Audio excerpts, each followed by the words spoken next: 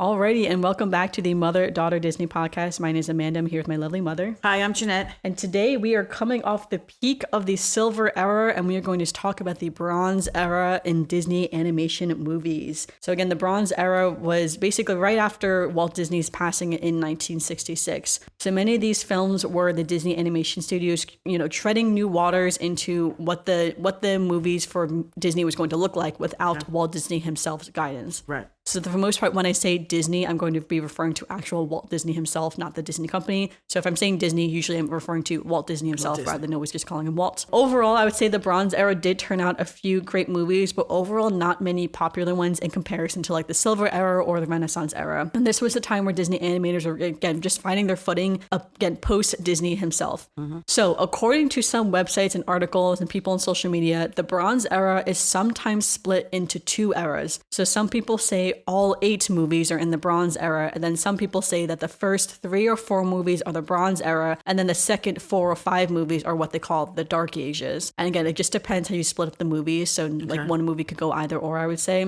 So I feel like I saw most places and most articles saying that they're all in the Bronze Era, but either way, we're still going to split this podcast into 2 parts, kind of how we did with the Silver Era, just because there are so many movies anyway to talk about. So in this episode, we are going to cover the first 4 movies of the Bronze Era, and the next episode we will cover the next 4 movies of the Bronze Era, and whether you consider them to be the Bronze Era or the Dark Ages, I feel like it's up to each their own for the most part, so that's okay. So it's up first, the first movie in the Bronze Era. So Mom, what do you think the first movie of the Bronze Era is? Oh, I can't remember. I know that this probably was my childhood, but I can't remember.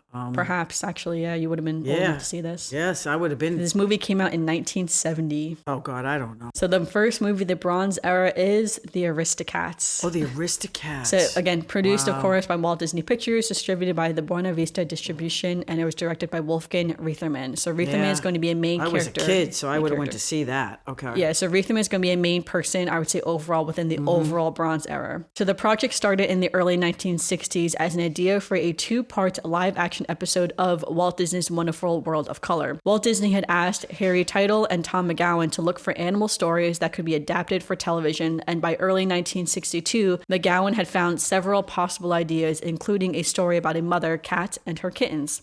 So at first the story was set in New York City, but again, Harry Teitel felt that, his last name is Teitel, that's why I say that. So Teitel felt that the European setting had helped give 101 Dalmatians some of its charm. So he suggested moving the story to Paris. And moving the stories to Paris would be really crucial for the Aristocats, as it would basically create the entire setting with the Parisian music, the fashion, and also more importantly, that contrast between the refined, elegant house cats, to say in quotes, versus those streetwise cats. I think that was a good decision.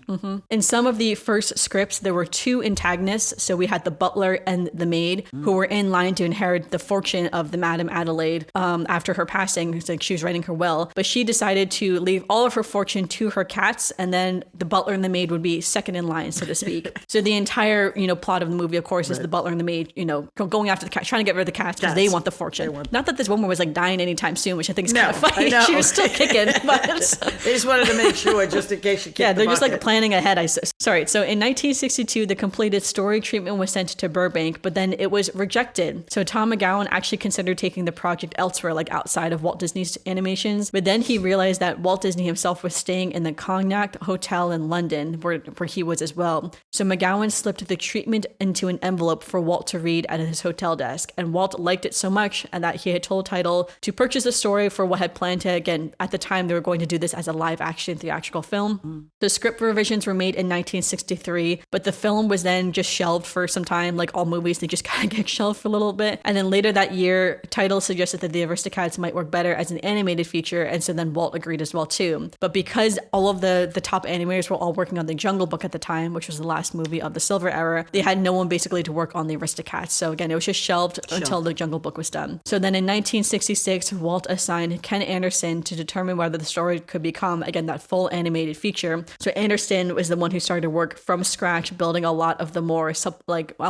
material around it, what the cats are going to look like, again, what some of the other characters are going to look like, and again, focusing the story more on the cats than anyone else, because I think in the original script it focused a little bit on like the humans and the cats. Oh, okay. Whereas this one was just pure cats. Yeah, kind of like in 101 Dalmatians, it's sort of split between the dogs and the humans. So in this one, he wanted to be more tight on the cats itself. So, all right. So after the Jungle Book was completed, the animation department moved forward with the Aristocats. Aristocats. So Reitherman took on producing duties and reshaped the film into more of that adventure comedy, again, more in the spirit of 101 Dalmatians. One major change that he made was removing the maid character. Her name was Elvira. And again, just having the one antagonist be the butler, again, just to kind of streamline some of the writing that they were doing. All right, so for casting, Walt Disney himself contacted Phil Harris in 1966 and asked him to improvise with the script. Harris was soon cast as Thomas O'Malley, but because Harris had already voiced Baloo in The Jungle Book, they really wanted to make sure that O'Malley felt more distinct from Baloo and they weren't just repeating a character. So Reitherman described O'Malley as being inspired by Clark Gable, while Baloo had been more inspired by Wallace Beery. So some old names there.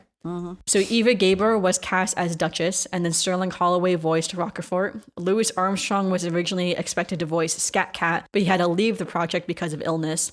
So the Scatman Crothers was then hired to do the role instead. But again, he still kept Louis Armstrong in the back of his mind to play that character. All right, so on the animation side of things, Ken Anderson spent about 18 months developing the character designs. Originally, O'Malley was going to have stripes that would make him look more like a tabby cat, but that idea was dropped because Reitherman was like, it was very difficult to animate this striped Shere Khan in The Jungle Book, the tiger in The Jungle Book. So they figured what? So they were like, no stripes, and that is why, for the most part, none of the cats have stripes. No cats have stripes. That was too hard. Be a problem. Okay. All right, so let's get to music. So in the music, the Sherman Brothers wrote several songs for the movie, but only 2 of their songs made it to the final film, and that was the Aristocats and Scales and Arpeggios. When the Aristocats opened on December 24th, 1970, so it was a true Christmas film, and again, which also goes well too, because that opening scene of the Aristocats is Madame Adelaide opening up the hat box to have Duchess in the hat box instead. It's like a surprise. So again, on Christmas Eve, if you saw it, it would have been the same thing. Again, you open up your present on Christmas Day. So by early 1972, it had earned $10.1 million in the box office rentals in the US and Canada, and internationally it performed extremely well in Europe. And it was the most widely attended film in France in 1971 with over 12.7 million ticket admissions. It was also the most widely attended film released in Germany that same year too, which I thought was kind of funny. Yeah, okay. So across his lifetime, the Aristocats has been reported to have earned $101 million I believe worldwide. it. I love that movie. Very popular movie, and it's still a very high ranking in France and Germany as well for movies. So overall, the movie did receive very good praise, especially for the voice cast of the movie. Its music, its humor, its charm. But some of the critics felt like it wasn't the same as some of the earlier Disney classics. So again, there's always going to be a critic. It's funny because I think it does when you think about I think the so too. I think now when we look at it, right into that. Yes. Yeah, I feel like at the time maybe people didn't, but I feel like now in 2026, so to speak, I feel like people do see Aristocats as a classic. Though in 2021, Disney, when the movie went to Disney Plus, they did have to put one of those like limited film things on it to say, so like kids couldn't necessarily watch without someone, because of the character Shungan. So Shungan he's kind of like a stereotype of East Asian people, so they just had to say it. So of course we don't do these values anymore, but back in the day we used to go into all the stereotypes. That's what it was, right? All right, so after the Aristocats, we have our next film that came out in 1973. What do you think that is? 1973. Stop asking me because I don't. Well, because you were alive during these ones. For some of the ones you weren't alive. 55 years ago. I mean, Aristocats was 55. I have no idea. So in 1973, that is when Robin Hood came out. Robin Hood. Yep. Okay. Robin Hood was not one of my favorites. Yeah. Okay. So Robin Hood was produced and directed by Wolfgang Reitherman again, with music by George Bruns, and this was the studio's first fully post-Walt animated feature. Since Walt had actually worked a little bit on the Aristocats before his passing, this one was truly the first full one that nothing. No Walt, he was already nothing gone. From him for the most part. But that's not to say he didn't still have some influence over it, because way back. So again, if we jump back as early as the 1930s, Walt had been interested in the story of adapting Reynard the Fox story. It was again around the same time as he was doing Snow White and the Seven Dwarfs, and of course Snow White won out over Reynard the Fox. Right. So Reynard was a medieval trickster fox character, and Disney had saw potential in the idea of adapting that into a full animated feature film. But the main problem was that Reynard was not really a clean-cut hero, and Disney really always liked to have that positive spin on characters, always make sure everything had a happy ending type of thing, and Reynard didn't really fit into that perfectly. So that's why he kept getting shelved for the most part. So the idea, though, of having that fox character and having Reynard kept resurfacing throughout the years. So when Disney was working on Treasure Island, he thought about, again, putting Reynard in Treasure Island, but it didn't fit, so Reynard wasn't. And And then also when he was going to work on Chanticleer, he also thought about having Reynard being the villain in He Chanticleer. really liked that character. But again, Chanticleer didn't even get made anyway because the Sword in the Stone got made. So Chanticleer and Reynard both got shelved. So again, for decades though, Disney had always thought about that fox character. So again, even though he never worked on Robin Hood, again, that idea is still kind of stemmed into Robin Hood. Because then in 1968, Ken Anderson went on a fishing trip with the Disney Studios president, Card Walker. And Walker suggested that the studio should focus on a classic tale after the Aristocats. And Anderson suggested Robin Hood, and the idea clicked because instead of just doing Robin Hood the way that, Robin has always been depicted, they decided to put Robin Hood instead of in the human world, but with anthropomorphic animals instead. So that's why all the characters in Robin Hood are all animals. Right. And that's when he kind of went back to some of those older Reynard the Fox concepts, and it just fit so perfectly for Robin Hood to be that clever, charming outlaw fox. Right. So, and really quickly too, a lot of the other characters and animals came in. Maid Marian became the vixen. Little John was the big bear, was like a large bear. Prince John and King Richard were both lions, whereas one was that regal, noble lion. The other was a more scrawny, insecure, childish lion. Again, both sides of that. He did say that some of the animal choices were changed and kind of developed over time. So for instance, Friar Tuck was originally supposed to be a pig, and he really liked the idea of the character as a pig, but Anderson was worried that using a pig as a religious figure might offend the church, so he decided that he would become a badger instead. So that's why Friar Tuck is a badger.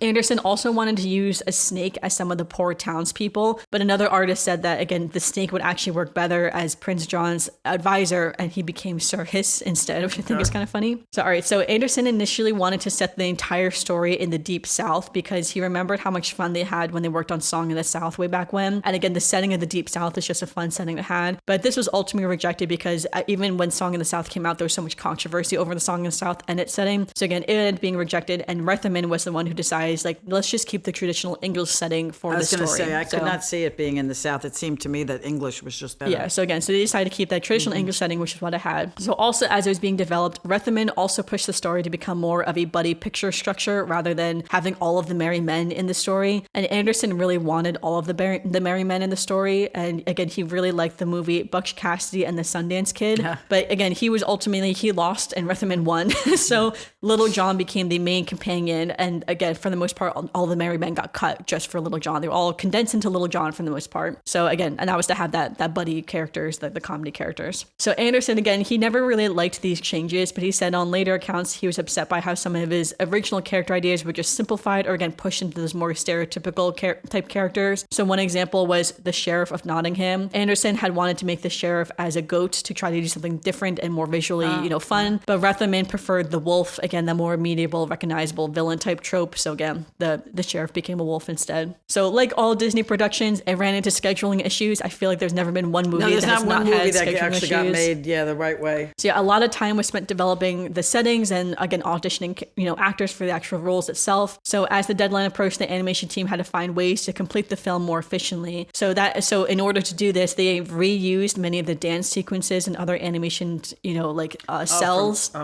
From Snow White and the Seven Dwarfs, The Jungle Book, and the Aristocats. And so this is especially noticeable in the phony King of England sequence. I'll say I haven't seen Robin Hood in years, but apparently that's the most obvious one. Like I said, it was never one of my favorites. So and you guys didn't watch it that often. No. So again, not that Disney hasn't reused animation sequences from the past. Well, I would think that would be the smart thing to do in some of the stuff that they're doing because, it just saves them the time and the energy. Yeah. So again, and it's not even like the first time they have done it, but because they reused so much from many previous movies, now in film legacy, Robin Hood is known to have reused so much animation sequences. And again, I think a lot of people say that they like it, like it's fun to compare and be like, oh my gosh, look how cool that is. That's like the same sequence, so to speak. Or others are just saying that, they were just cutting corners. Disney passed away. Now the animation studio is just cutting corners. Wow. I guess you could see it as either way, but either way, to each their own. So, all right, let's get into some casting. So by October of 1970, most of the voice cast had been confirmed, but the role of Robin Hood was still a challenge. So Tommy Steele was originally cast as Robin, partly because of his performance in The Happiest Millionaire, but the filmmakers eventually felt that Steele could not quite give Robin the heroic quality that they were looking for, and the final decision came down to Bernard Fox and Brian Bedford, and Bedford was ultimately cast after Disney had, again, the animators saw him perform on stage in Los Angeles and brought him in to test the role in 1971. So that's how he won the role of Robin Hood. The rest of the cast also helped give some personality to the characters. So Phil Harris, who had made a major impression on the character for Baloo, he was the voice of Little John. Peter Ustinov voiced both Prince John and King Richard. And then Terry Thompson voiced Sir Hiss, Roger Miller served as Alan Adale, Pat Buttram voiced Sheriff Nottingham, and Monica Evans voiced Maid Marian. Sorry, so let's get into some music. So for the music, first up we have Roger Millen began composing songs for the film in 1969, and his relaxed kind of like folksy type of music kind of helped give the movie its more laid back,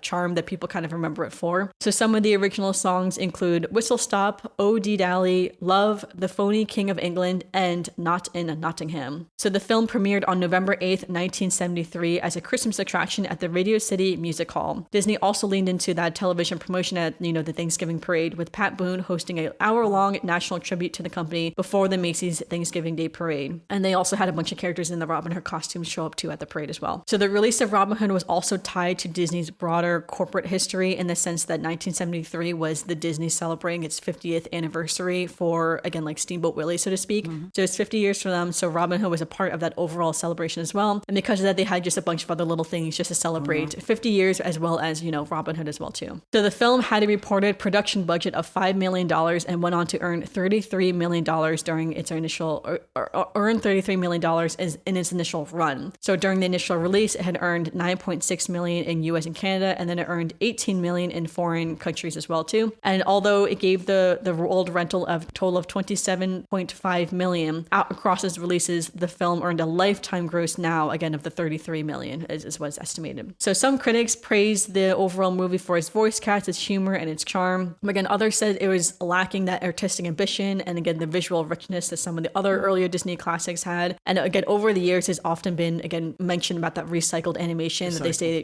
that's always a point of contention with Robin Hood. I guess in the animation world, if you think Robin Hood, you think recycled animation, basically. So all to say, the song Love, again, written by George Burns and the lyrics by Floyd Huddleston, was performed by Nancy Adams at the Academy Awards, and it was nominated for Best Song, but it did not win. And while, again, I would say overall, I feel like this movie is pretty popular in its sense. I feel like it has more of a cult following than being like one of the initial movies you think when you think Disney classics. That everybody, Like, I don't think anyone thinks is Robin Hood as like the initial Disney classic, but there are a lot of people who love Robin Hood. Again, has that cult following that, people are always just going to love that story of the vigilante, or not vigilante, of the do-gooder. The do-gooder. As soon as going to take from the rich and give the poor. Everyone loves those stories. So no matter what, Robin Hood's always going to be known for that. So, all right. So then after Robin Hood that we had, what year was that again? In 1973. We jump a couple years into the future. So we're actually going to go through 3 different short films next. And that is because these 3 short films make the next overall movie. In 1977 is when the movie came out. But again, the movie is technically 3 short films in it. So what do you think this movie is? 3 short. Well, first of all, at that time, I was not watching Disney movies.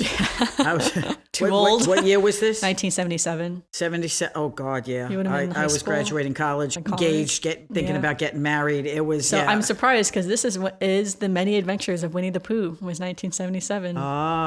So the movie was a compilation consisting of 3 Winnie the Pooh short films. So it consisted of first Winnie the Pooh and the Honey Tree, which came out in 1966. Winnie the Pooh and the Blustery Day, which came out in 1968, and Winnie the Pooh and Tigger 2, which came out in 1974. And then again, they were again put all together as one big movie and released in 1977. So we're going to go through all 3 short films because some of these Walt did work on. I don't think I appreciated Winnie the Pooh until you guys came along. Yeah, when I started going out to watch the Disney movies with you guys. So Winnie the Pooh and the Honey Tree was released in the U.S. on February 4th, 1966. But Walt was already familiar with A.A. Milne's. I'm just going to say Milne's from now on. So he's already familiar with Milne's stories because of his daughter, Diane. She recalls, later on saying that she would be laughing alone in her room, reading a story, and her dad would come in being like, "What are you doing?" And she was saying, "I'm reading Winnie the Pooh." So he always was kind of around Winnie the Pooh, and he always had interest in adapting Winnie the Pooh, even as early, again, as the 1930s, 1938. A lot was going on during the Snow White days. Yes, so, I know. A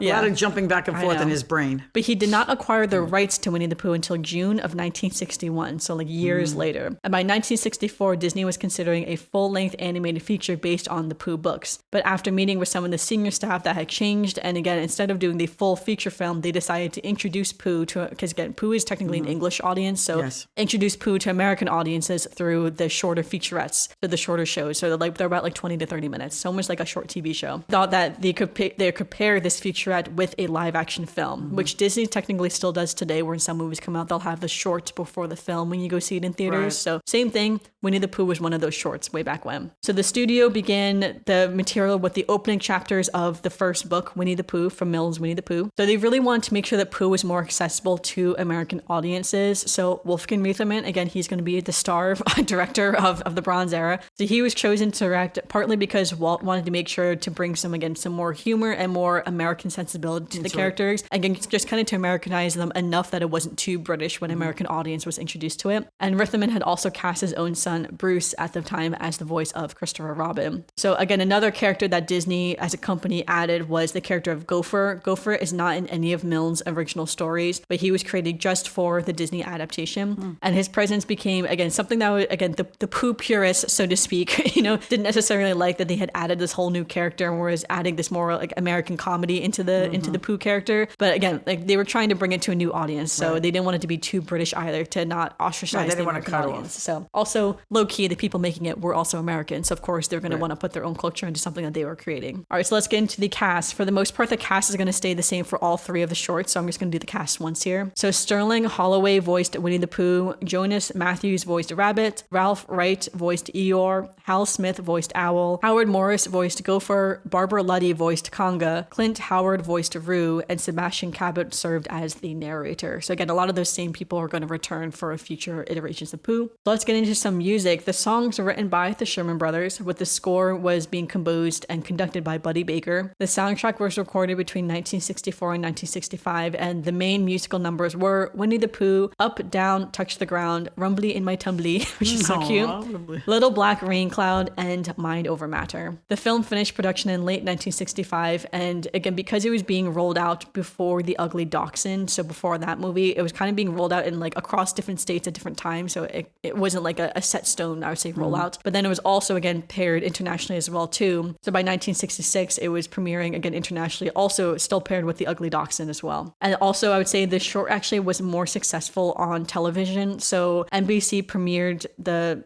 short on March 10th, 1970, and it was a very popular repeat for them for many decades to always just kind of have it on TV every once in a while. So when the short was first released, there was a somewhat mixed response. So some critics said that they really like how, Disney had captured Milne's gentle humor and the whimsy of it, but some didn't really like the changes. Again, a lot of people didn't like the addition of Gopher. Again, there were a lot of Pooh purists out there who just didn't like, that they could change the way Pooh looked, because again, in the original illustrations of Pooh, he looks very different from how Disney's Pooh depicts Pooh. Yes. So some people didn't like the new look of Pooh, so to speak. Again, the original illustrator, E.H. Shepard, also reportedly said that he didn't like the adaptation. Well, why would he? However, Daphne Milne, who is the author's widow, she said that the author did like the adaptation. So again, kind of back and forth all there. Who liked it? I think everybody had an opinion. Yeah. So at the end of the day, whether you like the original illustration or the Disney Pooh illustration. Back then, Pooh was like one of those, because when I said I didn't really pay attention to it until I had kids. Back then, Disney was not what it is now. Yeah, Disney is a mainstream everywhere now. Back, that was not mainstream, and at different ages, Disney was not in everybody's life. Yeah, so. All right, let's get into Winnie the Pooh and the Blustery Day. Aww. So this one was released on December 20th, 1968, also directed by Wolfgang Reitherman, with the music by the Sherman Brothers. And again, they're all about 25 minutes long, I would say. And this one was shown in theaters alongside The Horse in the Gray Flannel Suit. Now, let's just notice real quick, these movies no one has ever heard of, but we still watch Pooh now, don't we? I remember the title, The Horse in the Gray. I think I saw The Horse in the Gray Flannel. Because at that age, I was more of that age to go see a movie like that than I was to see a Winnie the Pooh movie. Yeah. But I would say, I feel like when we talk about the test of time, Pooh is still around. Pooh is still ain't no one talking about the horse in the gray flannel suit. So lovable, yes. So, all right, so this one, the Blustery Day one, is based on several chapters from Milne's Winnie the Pooh and the House at the Pooh Corner. And it brings together, again, some of those very memorable adventures that Pooh goes on the windy day, Tigger's arrival, the Heffalumps and the Woozle's nightmare, and Piglet's brave moment during the flood as well. So it kind of covers those things. So the Sherman Brothers included the songs A Rather Blustery Day, The Wonderful Thing About Tiggers, Heffalumps and Woozles, which is probably the most famous one, The Rain, Rain, Rain Came Down, Down, Down, and Hip, Hip, Pooh-ray. So we gotta rewatch some of these because I don't remember some of these songs. We watched them all the time when you were young. All right, so it says, looking back again, Winnie the Pooh and the Blustery Day, again, was all about friendship, bravery, generosity, and again, just a more deeper look into the 100-Acre Wood and some of the characters that Pooh had as friends. The short went on to win the 1968 Academy Award for Best Animated Short Film, and it remains the only Winnie the Pooh production to ever win an Oscar. So again, this one has an Oscar, which is really exciting. All right, so then the third short that makes up the overall movie that came out in 1977 is Winnie the Pooh and Tigger 2. Very cute. This one was released on October 21st, 1974. This one directed, though, by John Lounsbury and produced by Wolfgang Reitherman instead, with music by Buddy Baker. So Reitherman's still involved, but not the director. It was based on the chapters from both Winnie the Pooh and The House at Pooh Corner. And again, it kind of brings together a lot of the different stories that kind of goes wrong. And the title plays off the famous political slogan, Tippecanoe and Tyler too, which was used during the 1840 U.S. presidential election. It says it's supposed to be a small detail, but with a catchy rhythm, but it's supposed to help make Tigger the star of this one since he's one of the more main characters of it. So again, lots of the old casting came back for this one to voice the characters for the most part. So when the film was first released in a limited run on October 21st, it was paired with The Island at the Top of the World, and it also had another TV, little run as well too, where it was just airing, kind of on reruns on TV. Also very popular as well. But this was also it was on a broadcast along with other Pooh shorts that was sponsored by Sears, and this was the first where Sears was the exclusive provider of Pooh merchandise at the time. So I thought that was interesting too, because sometimes if you get into the merchandise of Disney, it's very different, it's very interesting. So the short also returned to theaters later on because again, it was so popular. People really love Tigger, I feel like, for the most part. So it was so popular that it came back to theaters, and it was paired with The Cat from Outer Space, and then it was also paired later on with The Little Mermaid, which is very interesting. Oh wow, okay. So in terms of recognition, Winnie the Pooh and Tigger 2, again, overall performed really well. It was nominated for an Academy Award for Best Animated Short, though it did not win that one. But it did win the 1975 Grammy Award for Best Album for Children. So again, still showing that it was very prestigious in that sense, but again, didn't win all the awards, but again, still famous and last the test of time. So all right, so now we're to our final film for this episode for the Bronze Era before we get into part 2, which is again the Bronze Era / the Dark Ages. I was at an odd age. So this one came out in 1977 as well, because again, technically the many versions of Winnie the Pooh was just the compilations. That's where we went through the individual ones. But again, this one was an actual movie that they all worked on. So this in 1977 was The Rescuers. Nope, didn't even see it. Didn't my brother like Rescuers? I didn't see it until Luke started. I was going to say, I remember my brother liked The Rescuers. Luke loved The Rescuers, and we still have them upstairs. Yeah. But yes, I did not see that one when it came out. The Rescuers was directed by Wolfgang Reitherman, John Lounsbury, and Art Savin. It's a cute movie. Yes, many of the same names we've been seeing. It was based on Marjorie Sharp's book series, especially The Rescuers and Miss Bianca. The film had actually been in development for a long time, so Disney optioned the books in 1962 when he was still alive, though he didn't work on these movies. And some of the early versions were very different from what the movie ended up being. So one treatment of it involved a Norwegian poet imprisoned in Siberia-like fortress, while another version had shifted the whole story to Cuba. Wow. Walt reportedly disliked the political overtones, and so that's why the whole project just kept being shelved over and over again. So in the early 1970s, the idea came back, as all ideas I feel like kind of come back around.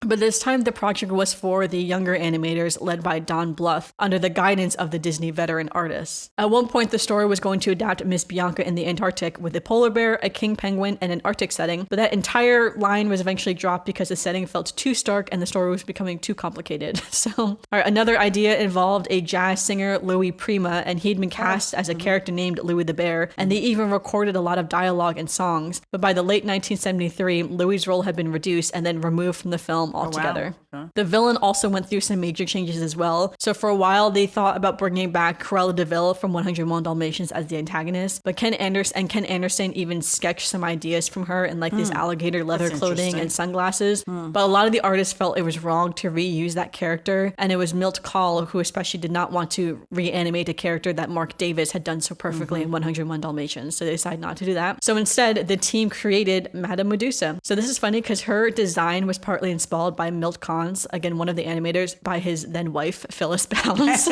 So I just thought that was kind of funny to base your villain off your wife. So this became Kahl's final film for Disney, as he was determined to make Medusa one of his best characters, and he was so committed to the performance that he animated almost all of her himself. So based off his wife, but again, with love. So the film also marked, again, this was a really big generational handoff inside the overall Disney animation studio, because after the Aristocats, there was a lot of just leadership changes within the Disney company overall, and they were bringing in a lot of new animators to help secure the studio's future, since again, a lot of the older animators were, they had been working for years, since the 1930s. 30s, right? These people getting close to retirement. So they had more than 60 artists enter a training program, and by 1977, more than 25 of them had been officially hired to work on the movies. So The Rescuers was one of the first major collaborations between this new group of animators and some of the more senior animators. But some of these animators included Glenn Kane and Ron Clements, who, when we get to the Renaissance era, they're going to be major players of the animators for the Renaissance era. So again, we're starting to see those players come up right now. So again, at the same time, again, a lot of those older animators, they were starting to kind of retire or again shift in like roles and directions within the overall Disney studio. You can kind of tell that the Rescuers had a little bit of a difference. So the animation process itself had also evolved. So again, since 101 Dalmatians, the Disney Animation Studio had been using that xerography type of animation style, and that created those harsher black outlines on the characters that Walt Disney himself never liked, and that's why he didn't like 101 Dalmatians at first, except for the fact it brought them back money because that was one of the films that saved the animation studio had to be saved many a times, and 101 Dalmatians was one of those movies. But by the time The Rescuers came out, they were able to again adjust the technology so that the xeronography lines could have that softer medium gray tone, so they're a little bit more gentle, so they weren't those harsh stark lines that Walt Disney never liked. All right, let's get into some music. So Sammy Fain was originally brought in as a lyricist. The filmmakers later turned to Carol Connors and Aaron Robbins for more contemporary sounds. They wrote Tomorrow is Another Day, The Journey, and revised the lyrics for other songs within the overall film. And most of the major songs were performed by Shelby Flint. And again, unusual for Disney animation, a lot of the songs were used more as narrative pieces rather than being sung directly by characters. So the movie itself premiered on June 19th, 1977. And then by January of 1979, it had earned more than $15 million in distribution rentals in the US and Canada, making it the highest grossing animated film during its initial release. It was also a major hit in Europe as well too, and again grossing $48 to $50 million in rentals again during its initial run. And rentals just means the money you make it's not the ticket sales, because ticket sales in theory, like part of that goes to the theater. Right. So the rentals is the money that the studio is actually making. So this is the money that they actually made from it, was 48 to 50 million in worldwide rentals, and again that 15 million within the US and Canada itself. And also to say too, it was one of the highest grossing films in both France and West Germany at the time. Again, France and Germany are big Disney people. Yeah, I guess so. The movie was later re-released in 1983 and 1989, and it has reached a lifetime domestic gross of $71.2 million and a worldwide gross of $169 million. And it was met with very strong reviews. A lot of people said that this was a lot of critics said that this was a good sign that the Disney Animation Studios still had life after Walt Disney's passing, that they were sort of starting to maybe head in the right direction, while others said that they really liked the emotional warmth and the humor of it. But again, some people said that they didn't like it as much though too, that it was still lacking some of that classic Disney style that people really loved. Yeah, when you look at The Rescuers, it's not the classic Disney style. You can tell it's not the classic Disney style, but it's still adorable. And also just to say too, the film was nominated for an Academy Award for Best Original Song for Someone's Waiting for You, that they did not win. Okay. So, all right, let's just get into some fun facts now. So again, that was the 4 movies we'll talk about today. We're going to do the next 4 in our next episode, but just some quick fun facts. The Aristocats was the last film personally approved by Walt Disney before his passing. He also personally worked on it as well too.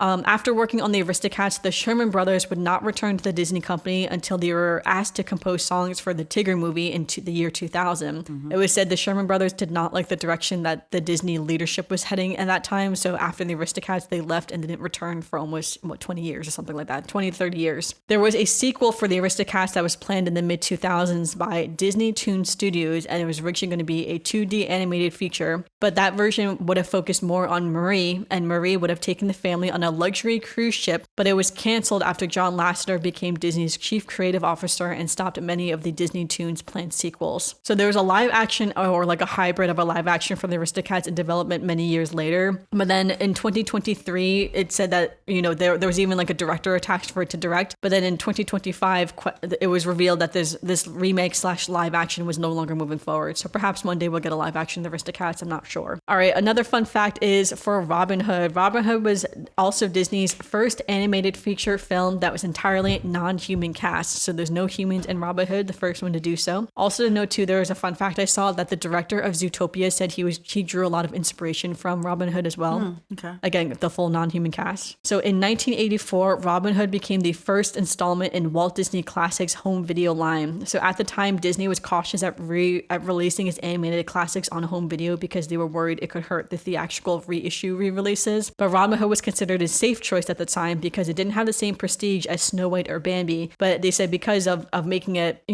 but making it home video, it actually became more popular in that sense because of that. So there was once a discussion of bringing Winnie the Pooh and the Honey Tree back in a remastered form, but then in 2011, Don Hall, who directed Disney's Winnie the Pooh feature film that same year, the one that came out that was like live action and animated, revealed that Disney had considered releasing a remastered version with deleted scenes, but the idea was ultimately dropped because there wasn't enough material to make the project worthwhile. So like there wasn't enough deleted scenes basically. So yeah, so and the last fun fact we have here is Winnie the Pooh and the Blustery Day was the last animated short that Walt Disney had worked on personally himself. So again, some people say he worked on that the Winnie the Pooh and the Honey Tree was the last one he worked on, and other people say it was the Blustery Day was the last one he worked on. Either way, it seems like no one says he worked on Tigger 2, Winnie the Pooh and Tigger 2. Right. But again, so Aristocats was the last movie, and one of the Winnie the Pooh shorts was this last short that he had worked on. So all right, so that is our part 1 for the Bronze Era. So come back, make sure you listen to part 2 for the next 4 movies. My mom doesn't even know what the movies are, so we're gonna get into the next 4 movies next. At that time, I was not watching Disney movies. So, but before we end our podcast, we'll end on our Disney quote, and that is, "Ladies do not start fights, but they can finish them." Oh, said that's by that's Marie. the Aristocats. Yep, right. said by Marie. All right, and then real quick, Mom, do you have a Disney memory for today's podcast? Whenever you're talking, I'm thinking the memory of watching the Winnie the Pooh videos because we did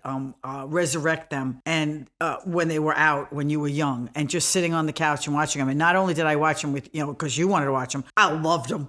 I'll never forget watching them and going, "Oh, I love this," because I didn't do Winnie that. Yeah. And I'll say too, it's funny that there's the whole thing between the animators of like the style of Winnie the Pooh, how they changed his look, because I do prefer the Disney look of Pooh than I prefer the original illustrations or the original British versions of Pooh. Yeah. And that's just personal preference. And I wonder, it's like they did Americanize him. I think they're as an more American whimsical. audience. I Yeah, think it's like that's why I do like yes, him. they're more whimsical because the British are very reserved. So those were very reserved character illustrations, where I think the Disney ones are just so whimsical that they just kept your attention. I mean, they were just so cute. They just took care of each other. I mean, watching them with your kids is always much better than just sitting there watching them by yourself. And like I said, I was not of age to watch Winnie the Pooh. I was too old. I would say, I'm definitely team American style Winnie the Pooh than team European style. Do you have one special memory of any of those movies? Well, I remember when I was a kid, I always loved the Aristocats because I'm just a big cat person in a general sense. So I really liked the Aristocats growing up. And I remember too, I thought it was just so fun. It's like I thought Duchess was like the prettiest thing I'd ever seen. So I thought it was like, oh my gosh, she's so pretty. That full white long haired cat, those so little pretty, cats so was perfect. just so adorable. I know, I loved it. And like I love the cats too. When we adopted my cat Dusty, so he's an all gray cat. So I thought about naming him Berlioz for a long time. That was one of my top running names because that's the gray cat in Aristocats is Berlioz. Although I'll say I love the name Toulouse, so I really would love to name a cat Toulouse one day. But that's the orange cat of her kittens, so that's why I did want to name Dusty Toulouse because he was gray and Berlioz was gray. But Ted didn't like the name Berlioz, which is fair because it's like it's not an odd name. It's not a traditional cat name, but of course the cats were named after famous famous people in French history. Yes, in French history. So I think Berlioz was a painter, if I remember. I forget. So yeah, but I think Berlioz was a painter, Toulouse was a conductor, and then Marie Antoinette, of course, was Marie Antoinette. So but that's where Berlioz came from. So that's why, it's like I just think that's really funny. But one day I think I definitely need his name Toulouse though. So, but all right, thanks for everyone listening to this week's episode of the podcast. Again, make sure you tune into part 2 of the Bronze Era that will be coming out very soon if you're listening live. Make sure you give us a review on Apple Podcasts or Spotify, or leave a comment down below if you're watching YouTube. And until then,